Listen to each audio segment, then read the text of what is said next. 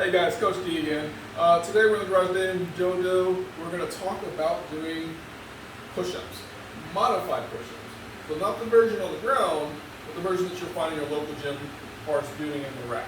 Now, depending where you set the J cups on in the rack will determine how easy or how hard this exercise will be. Now I have mine set just below my chest and above my belly button. The lower I go, the harder they are. The higher I go, the easier they are. Setup wise, we're going to get our arms directly on the bar, knuckles kind of pointing in and down, kind of like a revving of motorcycle. And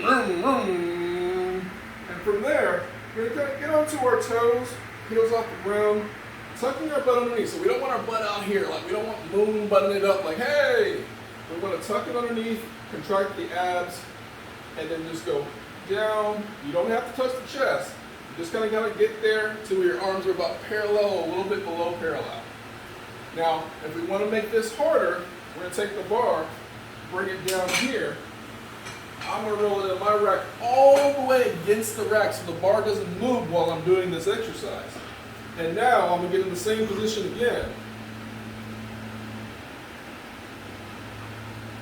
Going down just like that. All right, guys. We'll see you next time.